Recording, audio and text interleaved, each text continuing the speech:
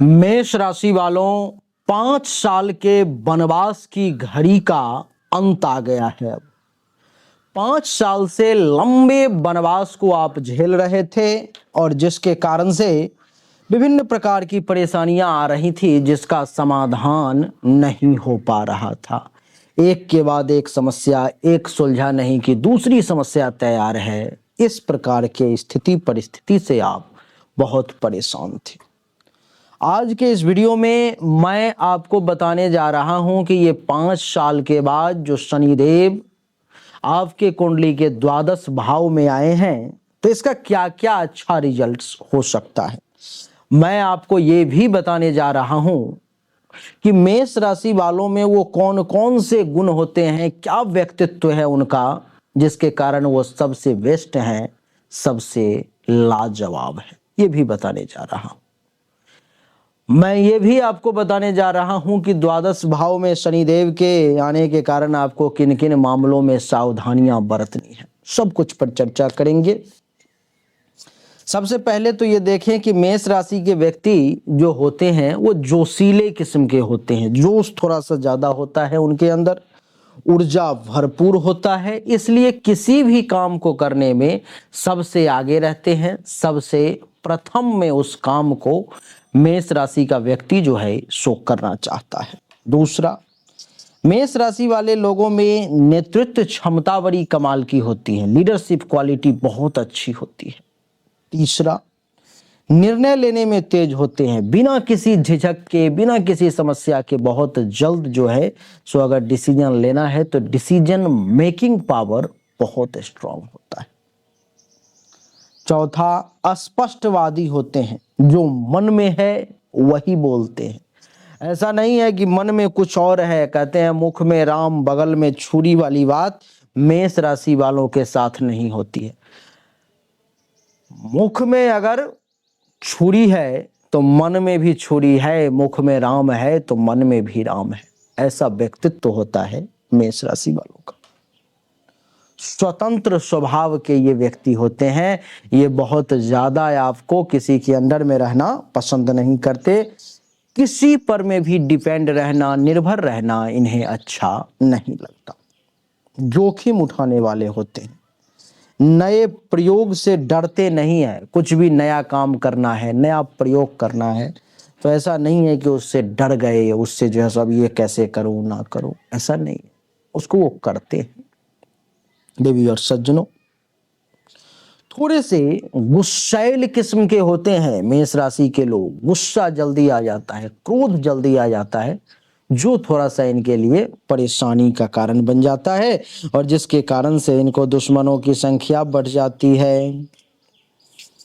8वां, प्रतिस्पर्धात्मक प्रवृत्ति होती है, कंपटीशन वाला इनका स्वभाव होता है। हमेशा कंपटीशन करना चाहते हैं, हमेशा प्रतिस्पर्धा करना चाहते हैं, किसी भी चीज को जीतने के लिए जो है सो अपना जी जान लगा देते हैं। ऐसी सोच होती है। साहसी होते हैं मेष राशि के लोग। ये ऐसा मानते हैं कि डर के आगे जीत है भाई, अभी डर जाओगे तो अभी मर जाओगे, इसलिए डरो नहीं, साहस के साथ आगे बढ़ो। जो कर्म करना है उस कर्म को करो, फल की चिंता मत करो। जिस काम को करने में अच्छे अच्छे लोग डर के मारे भयभीत हो जाते हैं, पतलून गीली हो जाती है, पैंट गीली हो जाती है, उस काम को भी बड़े साहस के साथ ये करते हैं। क्रिएटिव सोच होता है मेष राशि वालों का, हमेशा कुछ ना कुछ नया करने की प्रवृत्ति। अच्छा, ऐसे तुम पहले कर चुके हो, ये काम ऐसे हो चुका है, तो मैं कैसे करूं, क्या करूं जिससे कि कुछ अलग हो, कुछ नया हो। ये मेष राशि वालों की सोच होती है और ऐसा ये करते भी हैं। देवी और सज्जनों, आपकी जानकारी के लिए बता दूं कि तेज चाल चलने वाले होते हैं। ये स्लो जो है सो नहीं चलते हैं, ये बहुत स्पीड में चलते हैं। जीवन के सच्चाइयों को जो है ये स्वीकार करते हैं। ये कभी भी जो है सो पहुंचना है कहीं पे 12 बजे और पहुंच रहे हैं 12:20, 30 मिनट, 3 बजे में, ऐसा नहीं है। 12 बजे पहुंचना है तो 12 बजे ही पहुंचना है। ये मेष राशि वालों की सोच होती है। देवी और सज्जनों, मेष राशि वाले लोग जो होते हैं सो भावुक होते हैं, लेकिन बाहर से बहुत कठोर होते हैं। इनको देख करके आपके मन में डर का भाव जो है सो उत्पन्न हो जाया करेगा। इनको देख करके आपके मन में जो है सो ऐसा लगेगा कि अरे भाई थोड़ा सा डर के रहना है, नहीं तो ये कुछ कह देगा, कुछ कर देगा, हाथ चला देगा, गाली दे देगा, कुछ ऐसा बोल देगा जिससे मन में तकलीफ हो सकती है। नहीं, लेकिन आपकी जानकारी के लिए बता दूं कि ये बहुत भावुक होते हैं, दिल के बहुत कोमल होते हैं। बाहरी आवरण कछुआ के तरह इनका बहुत कठोर होता है, लेकिन ये कठोर होते नहीं हैं। मेष राशि के लोग स्वाभिमानी होते हैं। सम्मान अगर ना मिले तो फिर ये कुछ भी कर सकते हैं। सम्मान के मामले में ये कुछ भी समझौता करने के लिए तैयार नहीं होते। भाई सम्मान चाहिए तो सम्मान चाहिए, सम्मान दो और सम्मान लो, ऐसी सोच होती है। नई नई जगहों पे जाना, नए नए अनुभवों को प्राप्त करना मेष राशि वालों को बहुत अच्छा लगता है। मेष राशि वाले लोग लक्ष्य पर हमेशा फोकस करते हैं। जब तक लक्ष्य पूरा ना हो जाए तब तक ये रुकते नहीं हैं, चलते रहते हैं, करते रहते हैं, करते रहते हैं। देवी और सज्जनों, क्योंकि 5 साल के बाद शनिदेव इनके कुंडली में द्वादश भाव में आए हैं। पिछले 5 साल से इनके लिए कुंडली के दशम और एकादश भाव में बैठे हुए थे। अब वो वहां से निकल करके द्वादश भाव में आ गए। द्वादश भाव में आने के कारण क्या क्या वो शुभ प्रभाव हैं, उस विषय पर में हम लोग चर्चा करेंगे। शुभ प्रभाव को जानने की कोशिश करेंगे। सबसे पहला तो जो लोग विदेश जाना चाह रहे थे और नहीं जा पा रहे थे, उनके लिए विदेश जाने का योग बनेगा। दूसरी बात कि विदेश में अगर कोई काम धंधा चल रहा था और वो अच्छे से नहीं हो रहा था, तो अब वो अच्छे से होगा, ऐसे योग बन रहे हैं। आध्यात्मिक उन्नति की ओर भी आपका आकर्षण बढ़ेगा। आध्यात्मिक उन्नति भी आप में बढ़ती हुई प्रतीत हो रही है। आध्यात्मिक तौर पर में ईश्वर में भरोसा, धर्म कर्म के प्रति भरोसा, ये आपका इस समय में बढ़ता हुआ प्रतीत होगा। तीसरा, ध्यान, तपस्या, साधना, इन सब में भी आपका खूब मन लगने वाला है मेष राशि वालों। दूसरों की सेवा करने की भावना आपके मन में जागृत होगी। दूसरों की सेवा खूब करेंगे। आपका दूसरों के प्रति जो सोच है वो बहुत ही अच्छा रहेगा। गुप्त ज्ञान, तंत्र मंत्र, विज्ञान, शोध, रिसर्च, इस सब में मेष राशि वालों की रुचि जो है अभी आने वाले 2.5 साल तक बढ़ती हुई प्रतीत होगी और बहुत गहराई वाली महसूस होगी। मनोविज्ञान, परामनोविज्ञान में गहरी समझ आपके मन में विकसित होगी। व्यवसाय में अंतर्राष्ट्रीय विकास के विस्तार के योग बन रहे हैं। बिजनेस व्यवसाय आपका बहुत बढ़िया चलेगा। अतीत के कर्मों का फल आपको मिलेगा। इस समय में आपने कुछ अच्छा कर्म अगर कर रखा है तो आपको अतीत में जो कर रखा है अच्छा कर्म, पहले जो कर रखा है बढ़िया कर्म, उसका फल इस समय में मिलने का बहुत बढ़िया योग आपके लिए बनता हुआ प्रतीत हो रहा है। रुकी हुई योजनाओं को पूर्ण करने का इस समय में आपको ईश्वर सामर्थ्य देंगे। जो योजना परियोजना आप पूरी नहीं कर पा रहे थे, जिसके लिए लंबे समय से प्रयासरत तो थे लेकिन वो काम आपका नहीं हो पा रहा था, तो वो काम इस समय में पूरा होगा, ऐसा योग बन रहा है। देवी और सज्जनों, धैर्य और सहन शक्ति दोनों ही ईश्वर आपको प्रदान करने जा रहा है। धैर्य की प्राप्ति होगी, सहन शक्ति की प्राप्ति होगी, ऐसे योग बन रहे। देवी और सज्जनों, बुजुर्गों या गुरुजनों से विशेष मार्गदर्शन मिलने का योग है।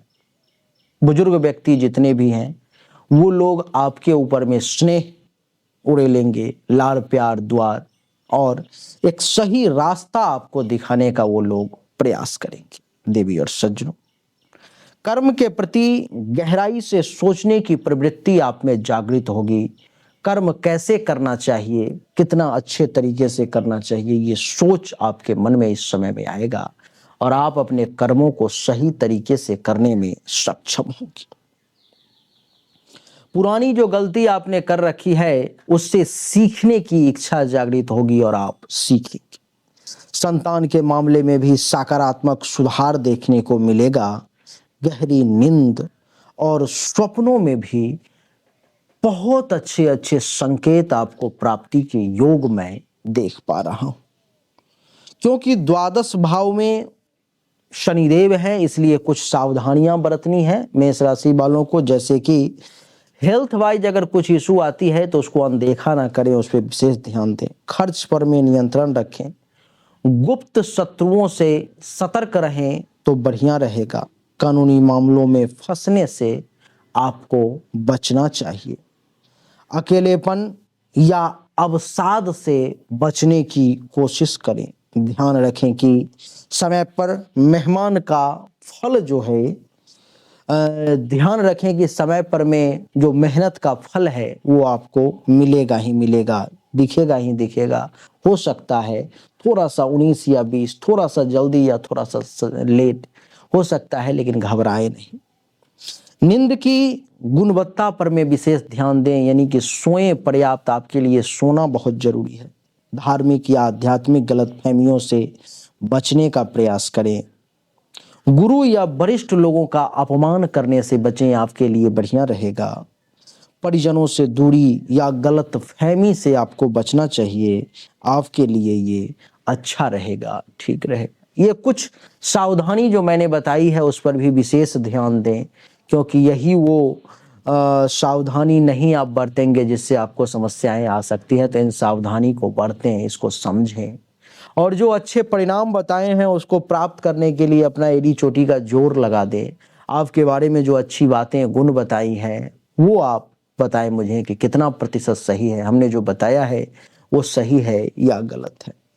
मेष राशि वालों, आपके भाग्य का मालिक देव गुरु बृहस्पति है। अगर आपको भी लगता है कि आपसे कमजोर लोग आगे बढ़ते चले गए हैं, आप उनसे पीछे रह गए, आपको भाग्य का साथ नहीं मिला, तो आपको चाहिए कि देवगुरु बृहस्पति के लिए पीला पुखराज नाम के रत्न को आप धारण करें। इससे आपको भाग्य का साथ मिलेगा। अच्छी क्वालिटी का धारण करने में सक्षम है तो 25,000 तक का करें। इससे भी ऊपर करने में सक्षम है तो इससे भी ऊपर करें। नहीं सक्षम है तो मात्र 5,000 रुपये तक का पीला पुखराज उपरतन धारण करें, जो आपके लिए अच्छा रहेगा, ठीक रहेगा। अगर आपको चाहिए तो सामने दिए गए नंबर पर में आप मैसेज कर लेंगे।